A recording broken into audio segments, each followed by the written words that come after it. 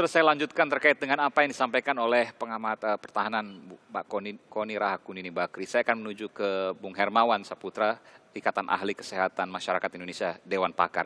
Apa yang disampaikan oleh Mbak Koni tadi bahwa ini bukan sekedar masalah kesehatan, ada masalah ekonomi, ada masalah perut, ada masalah makan yang mungkin memunculkan potensi ancaman di depan. Sehingga tidak ada jalan lain ke depan, harus darurat, bukan darurat sipil, bahkan dikatakan tadi darurat militer. Apakah Anda punya pandangan yang sama terkait isu kesehatan masyarakat hari ini yang kita hadapi? Jadi Bung Iman, bukan hanya Mas Doni yang kaget, saya pun kaget juga. Kaget juga. Karena bukan lagi darurat sipil yang kita bahas, darurat militer diusulkannya. Tapi saya ingin menyampaikan begini, health problem is beyond health. Urusan kesehatan itu bukan hanya tanggung jawab orang kesehatan, itu betul.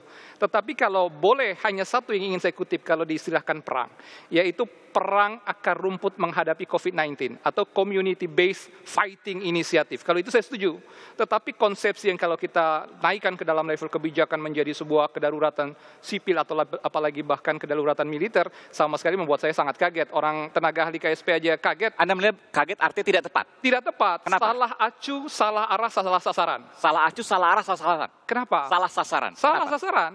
Karena menyusun sebuah kebijakan, apalagi undang-undang, itu punya 3 landasan. Ada landasan filosofis, landasan sosiologis, landasan yuridis. 3-3 ini tidak terpenuhi. Jangankan darurat militer, darurat sipil pun tidak boleh ngarah ke sana.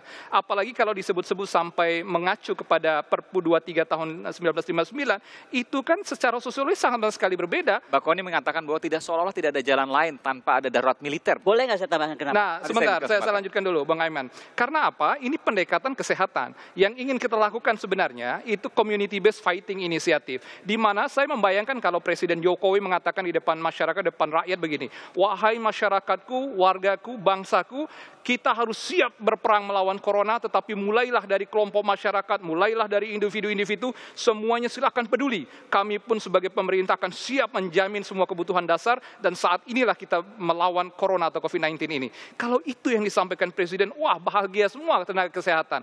Karena apa? Tenaga kesehatan merasa terbantu betul dalam bahu-membahu untuk melayani dan mengantisipasi penyebaran virus ini. Berikan kesimpulan kepada kami dan juga publik, apa yang menjadi basis pemikiran Anda bahwa darurat sipil, apalagi darurat militer, tidak perlu sama sekali? Sama sekali tidak perlu, karena terminologi ini bahkan sudah beberapa kali disinggung.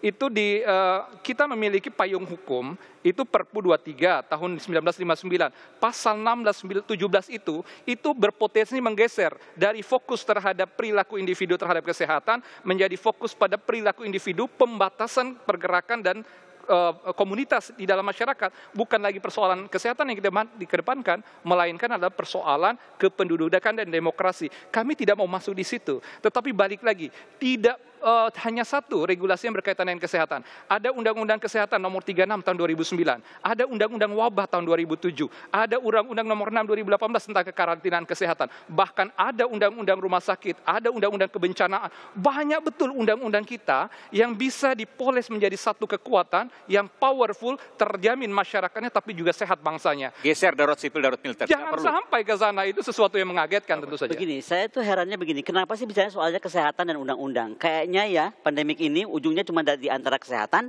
dan undang-undangnya sudah jalan atau betul. Kita bicara hidup mati. Kita ini sedang perang antara hidup dan mati. Nggak bisa ditawar-tawar, nggak bisa setengah hidup, nggak bisa setengah mati. Makanya saya bilang tadi, untuk fight ini tuh betul saya sepakat bahwa ini harus community based. Itu satu hal, ya kan? Karena negara nggak bisa berjalan sendiri. Tapi untuk menertibkan segala macam tadi, ya faktor-faktor di luar kesehatannya sendiri, di luar pandemiknya sendiri, itu memerlukan sebuah sistem dan kekuatan. Saya tanya deh, jalan nggak, contoh lah, saya bukan menyalahkan Pak Gubernur Anies Baswedan, begitu dia bilang KRL jamnya berubah, bukan malah orang berebutan kan, bukannya orang nurut sesuai jam itu. Ya. Itu salah satu contoh, ada sebuah ketertiban yang harus mau dicapai. Tapi gini, saya mau bilang begini, kalau kita rely sama tadi kesehatan, tahu nggak? Dokter kita tuh cuma 33.000 seluruh Indonesia. Perawat kita cuma 105.407. 1:1.904 penduduk. Jadi 2.000 penduduk, 1 perawat atau 1 dokter. Itu dari faktor kesehatan. Kalau mau rely cuma kesehatan. Tentara sama polisi 870-700 total tentara dan polisi kita. Ribu. Itu berarti satu tentara atau polisi menghandle 573 penduduk. Jadi kalau ada social unrest tanpa sistem tadi, tanpa sistem darurat militer, ya udah 573 orang dihadapi sama 1 orang. Sama tadi kalau ada orang mati rame-rame, kita gini ya, jangan kita lihat cuma hari ini matinya cuma sedikit. One day kalau kita careless, kita sama seperti Italia. Italia karena apa? Karena careless. Siap nggak kita sekarang menunggu rakyat kita mati 700 atau 1000 orang per hari? Bukan saja karena corona tapi juga karena kelaparan atau karena berantem berebutan makanan, saya nggak tahu.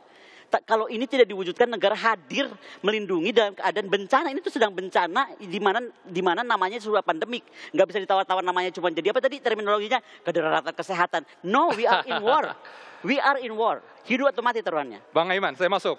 Sebutkan satu negara di dunia ini yang menggunakan pendekatan kedaruratan militer hari ini untuk menghadapi COVID-19. Nggak ada. Jangankan kedaruratan militer, kedaruratan sipil aja tidak ada. Kenapa mesti ada gini? Kenapa sih kita tuh harus ada dulu yang nyiptain lampu, baru kita nyiptain lampu. Ada nyiptain kereta, baru kita nyiptain kereta. Ada orang apply darurat militer, baru kita ikutan darurat militer. Kenapa itu relevan?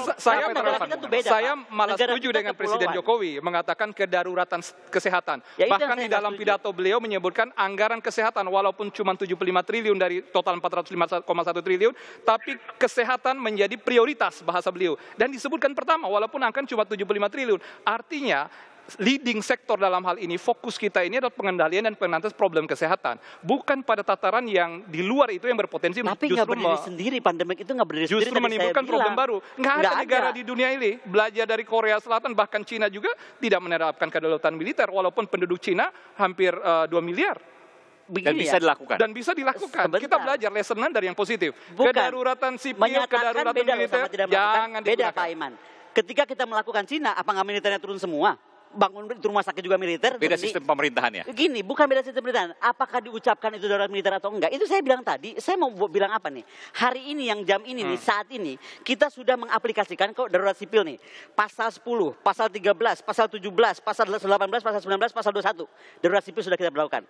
Darurat militer yang kita berlakukan pasal 24, pasal 25, pasal 25 angka 5, pasal 25 angka 7, pasal 28, pasal 29. Kita sudah melakukan Anda mau meyakinkan bahwa ketika ada darurat sipil atau darurat militer tidak akan berbeda apa yang terjadi sekarang? Meskipun tentara di mana-mana, polisi di mana-mana untuk menjaga dan melakukan. Jadi jangan digambarkan oleh Pak Aiman seolah-olah seperti waktu Aceh darurat militernya. Pasti berbeda. Beda dong. Ini kan sekarang Apa yang Anda bayangkan? Yang saya bayangkan sistem transportasi kita, ya kan, logistik kita, semua sistem yang harus berjalan dalam sebuah area yang sedang terkena pandemik yang dimana semua harus berhenti, itu bisa tersuplai dengan baik. Itu dulu yang paling penting. Dipastikan itu ya? Dipastikan. Dan itu nggak ada manajemen yang seperti itu udah manajemen pertempuran yang bisa kecuali oleh tentara. Bang Aiman. Jadi bukan akhirnya dikuasai oleh tentara seolah-olah tentara mau ngapain. Bukan begitu. Tapi sekarang yang saya mau selamatkan. Tadi saya bilang pandemiknya satu hal. Dampak dari pandemiknya itu tuh multifaset, multidimensi. Oke. Itu yang membuat sebuah negara itu harus solid. Dan kita negara kepulauan. Beda kalau Italia cuma satu pulau itu aja kan. Ya, paling Venice sedikit ya. Tapi Indonesia ini kalau nggak kita kontrol betul, satu yang sama lain terus aja bisa berinteraksi. Itu kan lebih bahaya. Jadi Anda mengatakan bukan hanya soal kesehatan, tapi logistik, makanan, kemudian ketertiban, semua terjamin ketika ada. Untuk sementara waktu. Hanya untuk sementara waktu sampai itu dicabut. Tadi saya bilang ada morbiditas, ada mortalitas. Oke. Itu yang mesti kita pikirkan. Nanti saya berikan ke Bung Hermawan, saya juga nanti ke Bung Doni Gahral Adian menanggapi apa yang disampaikan oleh Mbak Koni. Kita akan kembali saat lagi, saudara, sesi terakhir Sapa Indonesia Malam.